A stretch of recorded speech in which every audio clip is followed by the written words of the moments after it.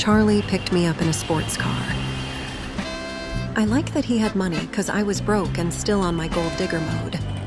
As we were going to the restaurant he had chosen for our date, I took a look at him.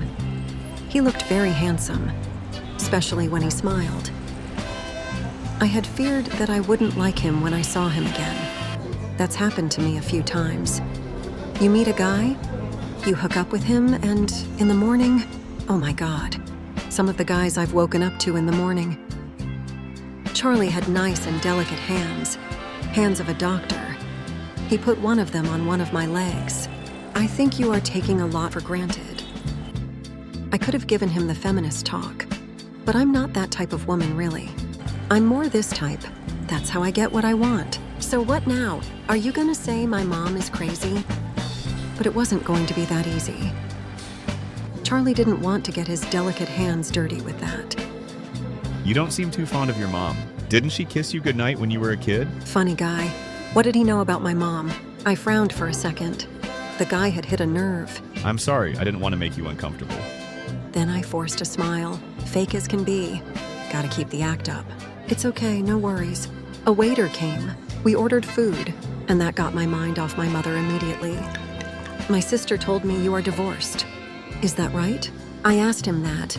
I wanted to know his deal, check my odds with him. 2 years since I separated. His ex, Alina, led a double life and bounced when he caught on. Charlie told me that story pretty casually, like he'd totally moved on. Monica said he'd been with plenty of women since then, no strings attached. That didn't bug me. Right now, I was only thinking about taking him to the bathroom and fucking him. The rest we'd figure out later. After dinner, I suggested a drink at a club nearby. Off we went. Dark place, music pumping, jam-packed dance floor. Clubs always remind me of some prehistoric tribal scene. But hey, that's why we came, to lose the civilized vibe. We went straight to the bar. Charlie wanted a drink. He loved gin and tonics. We hit the crowd. Charlie pressed up against me. He tried kissing me, but I dodged him. I grinned, amused, playing the tease. No rush. The more I teased, the more he'd drool for the bedroom. I like you so much. You drive me crazy, Lola. I kept smiling and dodging his kisses. I noticed a hot chick eyeing us. Well, eyeing me. And that's when I decided how the night would go down. I left Charlie for a sec, went over to her, started chatting. She also tried to kiss me. How about you, me and my friend? But she wasn't into men. I only want you, Lola. Forget about that man and come with me. I grabbed her neck, pulled her in slowly, and we made out.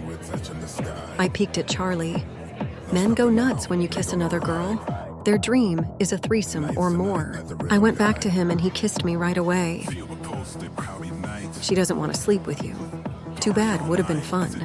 I'm telling you, he didn't like that. Yeah, it's a shame. You want to come to my place? That will cost you.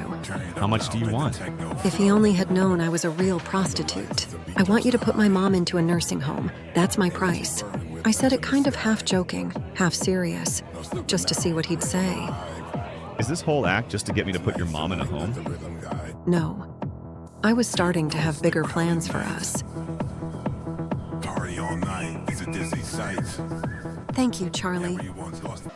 But I was just messing with him, of course. I knew he wouldn't cave that easily. I burst out laughing, went back to May and resumed kissing her. Charlie watched from the bar. He took it pretty well. Take me to your place, Lola, or come to mine. Okay, sweetheart, let's go.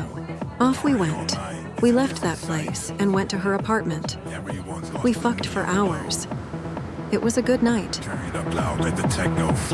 But the next day, my life went on, and so did my problems. Soon, this guy, a toilet rat, was going to stand between me and that apartment of my mother's that I wanted to sell. Of course, I wasn't going to allow it. If I had to, I would kill that bathroom bunny. Find my story also on Amazon.